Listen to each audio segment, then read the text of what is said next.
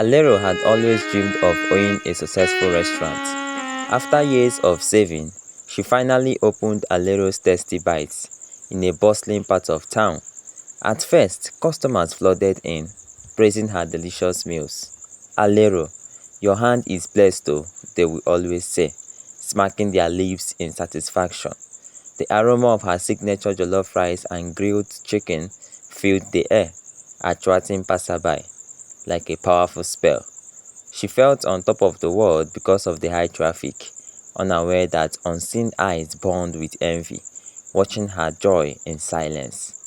This continued for years until one morning Alero noticed something strange. Her food lacked its usual taste.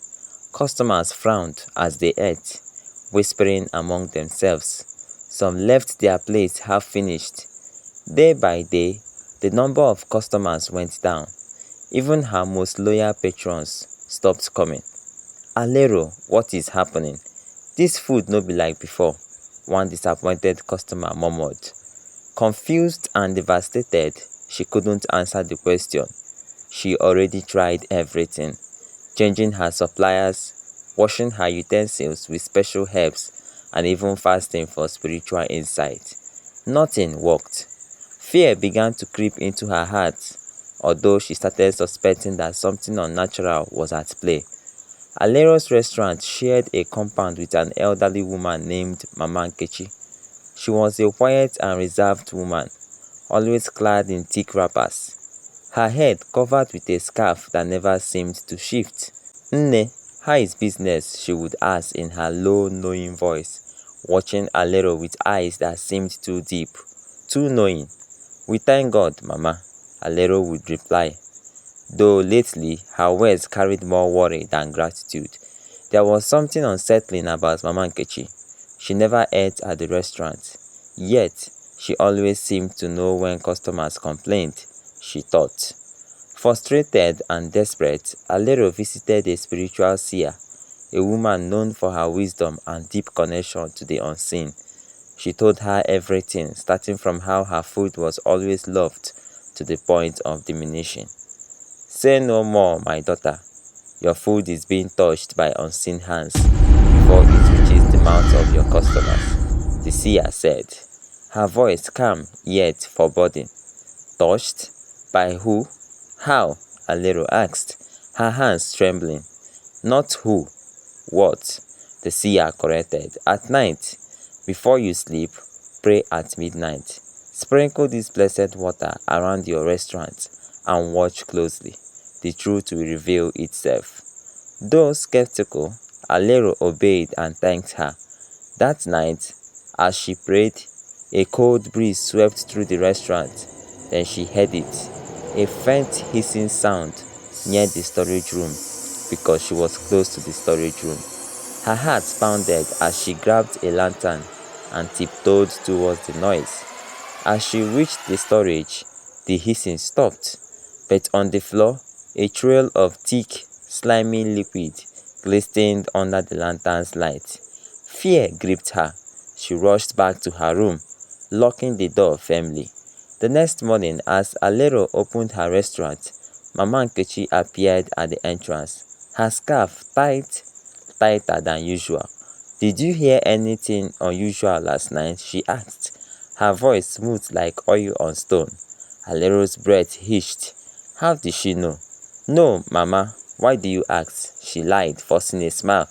Mama Nkechi just chuckled, a sound that sent chills down Alero's spine. Sometimes the night speaks, but only those who listen can hear. Determined to uncover the truth, Alero set up a hidden camera in her kitchen before closing for the night. She also placed special protection herbs as advised by the seer at the entrance. That night, she pretended to leave, but hid in a corner of the compound. Just past midnight, she saw it, a massive dark serpent slithering towards her kitchen. The snake paused at the entrance, its tongue flicking the air. Then it recoiled sharply, as if someone repelled it. It hesitated for a moment before retreating toward Mama Nkechi's window. Alero's breath caught in her throat. Her knees went weak. Her neighbor, her kind smiling neighbor, why is the serpent moving towards there? Could it be Mama Nkechi? Tears filled her eyes, but they were not of fear, they were of betrayal. The next morning, Alero stormed to Mama Nkechi's door. She knocked with urgency, her hands trembling. Mama, what do you know about the strange things happening to my restaurant? The old woman opened the door slowly, a smile playing on her lips. Ah, child, not everything is as it seems. Some people succeed, others must ensure they do not. Alero's stomach twisted. So it was you? You sent a serpent to ruin me? Mama Nkechi's eyes darkened. What are you saying? Serpent from where? When? You know what I'm talking about, because I saw everything last night, Alero interrupted. Oh, really? Nothing to hide anymore, child.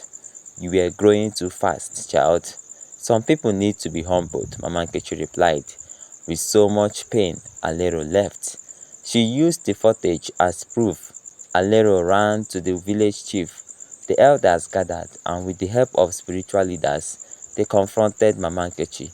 As intense prayers and incantations filled the air, Mama Nkechi's body contorted, her limbs twisting unnaturally, her mouth opened, and from within, a deep guttural hiss erupted. The villagers gasped as her headscarf fell away. Beneath it, scales shimmered in the morning sun. She is a serpent in human form, someone screamed. With one final unearthly shriek, Mama Nkechi collapsed. The elders cast her out, warning her never to return. With Mama Nkechi gone, Alero's restaurant flourished once again. Customers returned, and the taste of her food was restored.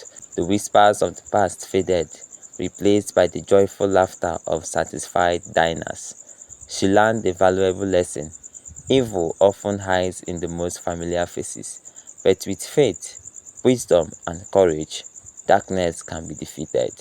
Alero knelt in gratitude, tears of relief streaming down her face. Thank you, Lord, for revealing the truth. She vowed to always pray over her business, to be watchful, and to never ignore the small warnings life gives. As she stood, a warm breeze blew through Alero's tasty bites, carrying with it the rich, spicy scent of her famous jollof rice. She smiled.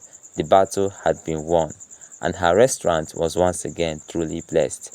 Thanks for watching my video. Please do not forget to subscribe to my channel if you haven't, in order to get notified when we upload our subsequent videos. Thank you.